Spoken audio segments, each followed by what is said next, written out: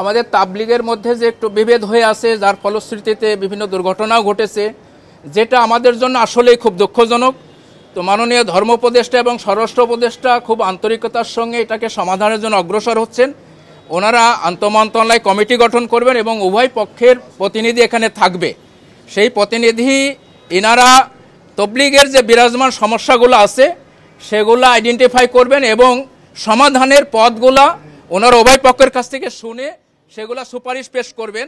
এরপরে সরকারের ঊর্ধ্বতন ব্যক্তিবর্গ এগুলা সমাধানের জন্য উদ্যোগী হবেন। তা আমরা খুব খুশি হয়েছি এবং আশাবাদী এবং সরকারকে ধন্যবাদ জানাচ্ছি, ওনারা এই উদ্যোগটা নিয়েছেন। আরও আগে নিলে আরও বেশি ভালো হতো, তো এখনও যে নিয়েছেন এজন্য আমরা অত্যন্ত কৃতজ্ঞ। সমস্ত তবলিগের যত সমস্যা আছে, কাকরাইল মসজিদ, টঙ্গী বিশ্ব ইজতেমা, এছাড়া আমাদেরকে বিভিন্ন সময় মসজিদ থেকে বের করে দেওয়া আপনারাও দেখেছেন, যেটা আল্লাহর ঘর, যেখানে কাউকে বের করে দেওয়া উচিত নয়, তারপরেও করা হয়। বিভিন্ন রকম সমস্যা আছে, সমস্ত সমস্যা নিয়ে ওনারা আলোচনা করবেন এবং এই কমিটি সুপারিশ পেশ করবেন ঊর্ধ্বতন কর্তৃপক্ষের কাছে।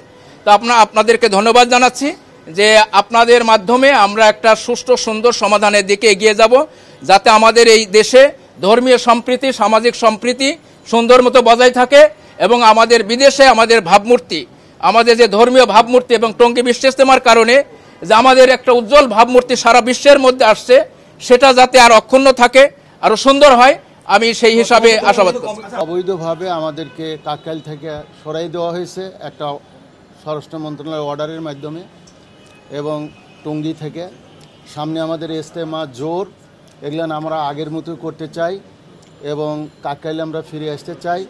এবং কাকরাইলের এটা একটা ব্র্যান্ড, এটা আমাদের 70 বছর হলে এখানে কাজ চলতেছে, 50 বছর হলে এখানে অ্যাক্টিভিটি। সারা পৃথিবীর মানুষ বাংলাদেশের মসজিদ বলতে কাকরাইল মসজিদকে বুঝে, টঙ্গী বুঝে।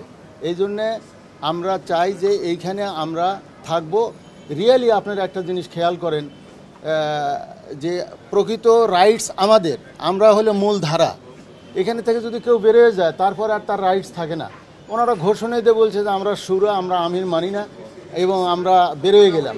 তো নিজামুদ্দিনের শাখা এটা, এবং অনেক প্রমাণ আছে। যখন গভর্নমেন্ট এটা বাংলাদেশ তবলিগ জামাতের নামে এটা রেজিস্ট্রি করে দেয়, মানে কাকরাইল মসজিদটা, তখন বাংলাদেশ তবলিগ জামাতের নামে দিছে এবং সেটা নিজামুদ্দিনের একটা শাখা হিসেবে দিয়েছে। এবং সেই সময়ে তৎকালীন সরকার 166 একর জমি টঙ্গীতে ইজতেমা এবং জোরের জন্য দিয়েছে, তার পারপাস পরিষ্কার করে দিয়েছে।